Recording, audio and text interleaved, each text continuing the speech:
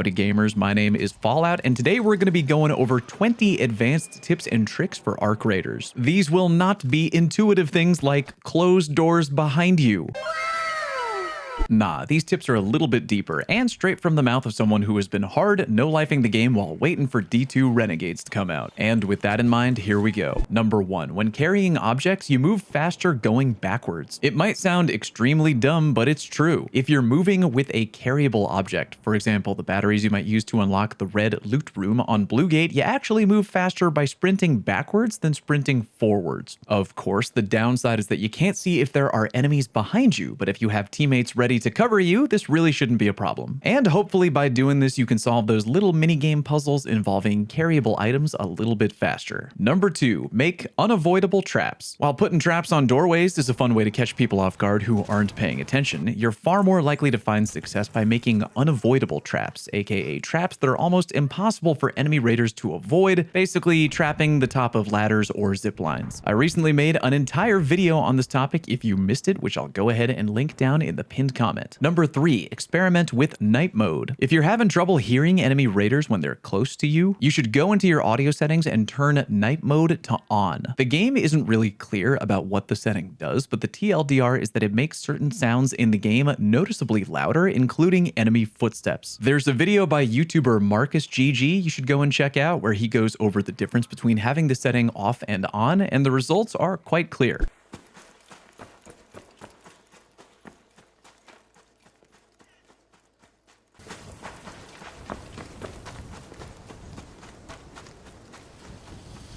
Keeping in mind that hearing is subjective and varies from person to person, I'm not going to just hard blanket recommend you turn it on, but it's absolutely worth experimenting with. I turned it on and found I could hear enemy footsteps a little bit more clearly, which has helped me get flanked less often. Yeah, having the best possible audio quality is really important. Thankfully, today's video is sponsored by Raycon, and good timing too, because Black Friday is right around the corner and Raycon audio products are up to 30% off site-wide. Nailed it! Perfect for me because I have a lot of people in my life who are pretty hard to shop for around the holidays. But the thing is, everyone has things they like to listen to. Music, podcasts, movies, TV shows, doesn't matter, the list goes on. But the thing is that Raycon audio gifts are kind of a gift-giving layup. And I recommend the bone conduction headphones, which I actually use almost every day, especially when I'm cooking in the kitchen or making coffee. They actually use what is called off-ear audio, and they send vibrations through your bones. I know, sounds very weird, but very good audio quality and very hands-free and easy to use. Again, I use these basically almost every day. They have a 13-hour battery life. They are IP68 waterproof and dustproof, meaning you could technically wear them in the rain.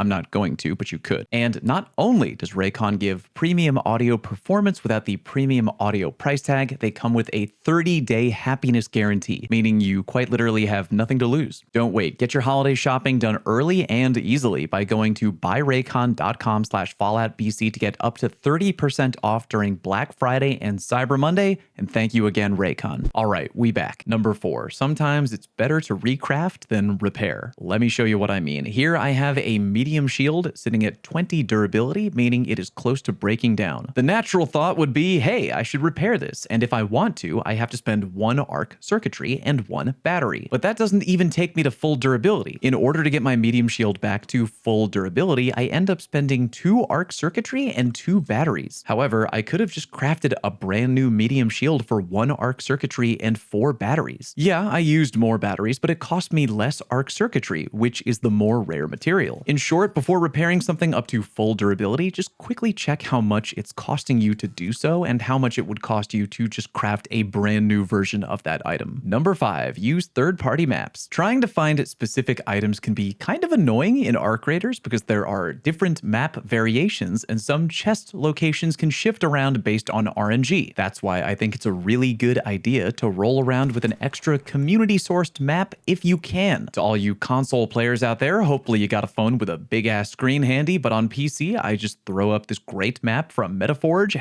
#not sponsored, on my other monitor. You can use filters to find exactly what you're looking for, and I find the entire thing to be incredibly helpful. Number 6, supply drops are a noob trap. You might be familiar with these random stations around the map where if you walk up to and interact with one, You'll basically summon a supply drop, which will eventually drop down to you from the sky after 20 or 30 seconds, give or take. And while free supplies sounds good, this is basically a classic case of the juice not being worth the squeeze. The items you get from a supply drop are usually just small amounts of ammo, and not only do you have to wait for it to get there, but calling in the supply drop sends out a huge signal flare up into the sky, basically a formal invitation for anyone in the nearby area to come over and clap your cheeks into next week. A better idea would be to A, call in the supply drop just for 500 XP, which, hey, not bad, but also B, bait the supply drop, aka call it in and then sit back and wait, or if you find a supply drop dropping down in the wild, wait for the team who called them in to pop out and teach them why it's not a good idea to 100% give away your location for a little bit of ammo. But if that's what you're into, I'd say maybe number 7, bait teams with raider flares. This is an extremely fun strategy that I never get tired of. Craft a few raider flares, which by the way, dirt cheap, which I love, only chemicals and rubber parts. Then when you're in a match, find a good open area and activate a whole bunch of raider flares, maybe with just a few seconds in between each one. You can do just one, sure, but doing 3 or 4 or more is encouraged. The whole point being enemy raiders across the map will see it and think, what the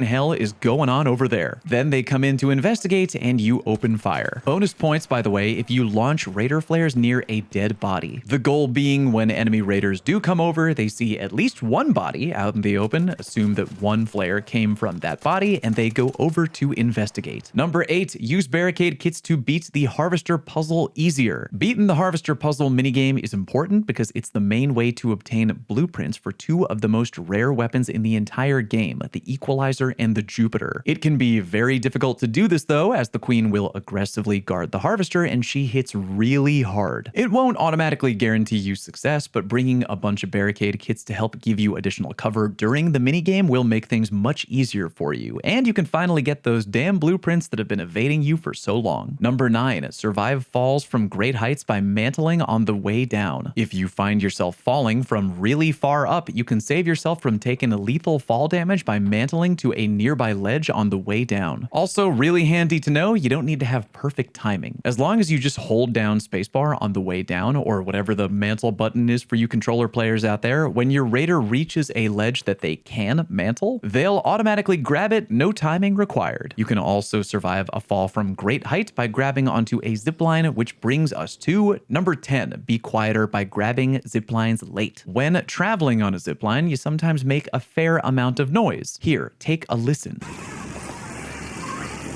However, since you can avoid fall damage by just grabbing onto a zipline late, if you really want to min-max being quiet, you can just free fall down next to a zipline without grabbing it, then grab it at the last minute before hitting the ground. A little bit dangerous, but that way you are quieter and don't make the zipline sound as much, which could be heard by nearby raiders. Number 11, get enemy raiders off you with a snitch scanner. I've seen a lot of people recommend using a snitch scanner offensively, but I really prefer to use them defensively. For example, if you all of a sudden start getting shot by an enemy raider who has taken you by surprise, if you have one, throw a snitch scanner down at your own feet and get the hell out of there. The scanner will call down arc reinforcements, and if an enemy raider is trying to run you down, then he'll have a much harder time doing so with several arc dropping in near you. Granted, the arc can also shoot you, but I've gotten out of plenty of sticky situations with that strategy. Number 12, grenade traps on ceilings are not always lost forever. If you plant a trap or a mine on a high wall or a ceiling, then decide later that you want to take it back, you might think, ah man, I can't get up there to disarm it, it's too high up. But fun fact, if you jump up and just start to hold down the defuse button and make even a little bit of contact with the nade or mine, even if you hit the ground, you'll still wind up fully defusing it, which is great. Just make sure you don't let go of that button. Number 13, you can easily kill a bombardier or a bastion or a leaper with this combo. Arc Raiders recently added a new quick use item called a deadline. It's basically a landmine that goes off after a 6-second timer, and it deals gargantuan damage. So if you need to demolish a bombardier, a bastion, or a leaper, hit them with this 1-2 combo. Step 1, throw a showstopper grenade, which will stun them for exactly 10 seconds. Very good at putting arc right in their place. And then step 2, immediately throw down the deadline mine. But remember, the radius is better than you think. In this clip, I didn't even throw it right under the bombardier, but that thing still got one shot to high hell. Incredibly good combo. Have fun. Number 14, in high value loot areas, listen before opening a door. The last thing you want to do is open a door to be greeted by multiple mines that are about to go off in your face. Avoid that by remembering that both mines and grenade traps make very distinct sounds when active. Therefore, if you approach a closed door in a high loot area and hear the following sound,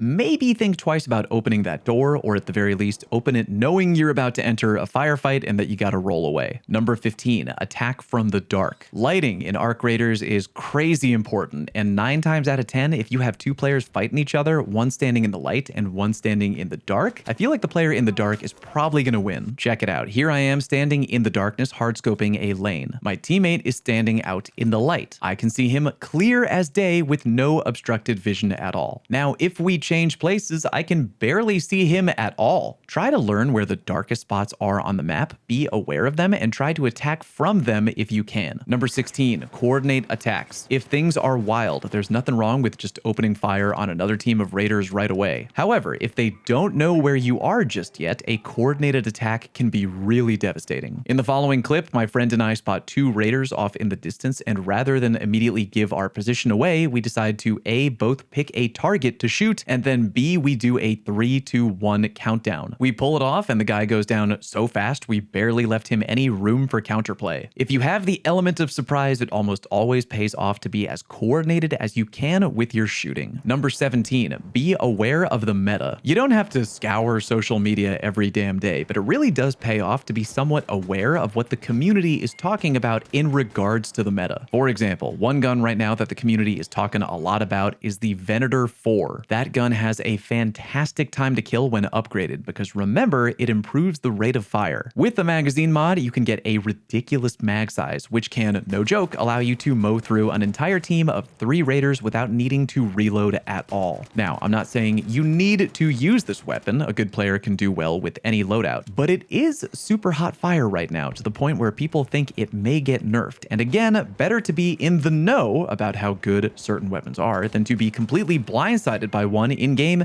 and having no idea what happened because you don't really know what the meta is. Number 18, try to make a balanced loadout. I think it's important that before going topside, you think about what 2 weapons you're going to bring into combat with you. I usually like to have a medium to long range weapon and a close range weapon. I also like to make sure I'm able to handle low level arc and also other raiders if I have to. Of course, you can make a full-on anti-raider loadout if your teammate is maybe helping you cover arc a little bit, but it's still good to think about. Some of my current favorite weapon combos are the Anvil and the Toro, which is great because they're both strong and green tier, or if you want a slightly cheaper option, you can go the Pharaoh and the Toro. The Renegade and the Venator, or for larger maps, the Osprey and the Venator, the Anvil and the Venator, and the Anvil and a Stitcher, specifically a Stitcher 4 with a magazine attachment. Again, there's obviously way more combos than that, but those are my usual go-tos. Number 19, if you're struggling, try this augment. Arc Raiders can be a pretty brutal game at times, and if you're running into a lot of trouble from either Arc or enemy players, I strongly recommend you try running with the Tactical MK2 augment exclusively. Other mid to high level augments offer pretty fun, unique bonuses, but the Tactical MK2 has an incredibly strong one in that whenever your shield is broken, your raider will immediately auto-deploy a smoke grenade right there. Against Arc, if you didn't know, smoke immediately breaks line of sight, and most Arc that are even already targeting you will stop as they try to find you. Enemy raiders aren't quite as dumb, but even they can get confused and lose you in the smoke, allowing you to quickly reshield and then turn the tables with a sneaky counterattack. That augment has saved my bacon a ton, and I recommend you give it a try. Number 20, you can ride Arc. You can do this by just leaping onto an Arc if you somehow manage to get above one, either via a ledge or a zipline, and while you're on top of them, they won't actually be able to hit you. You gotta be careful while you're up there, but you can potentially make some very interesting plays while flying around. You can also ride Arc via the Snap Hook quick use item and simply just grappling to any low-flying Arc. And of course, you can just beat them to death if you don't want to go full-on Green Goblin cosplay. You can ride Rocketeers as well, which is really interesting. I feel like you should definitely have a game plan for when you're finally up there though. If you want to kill the Rocketeer, which I think is a good idea, maybe act fast and kill it with a gun and not by beating it to death, as it can buck you off like a Bronco. Believe me, I know. Hit me up with your tips down in the comment section. I always like hearing from you, and swing by the Twitch channel sometime. I'm live every week. Thank you very much for watching. Peace!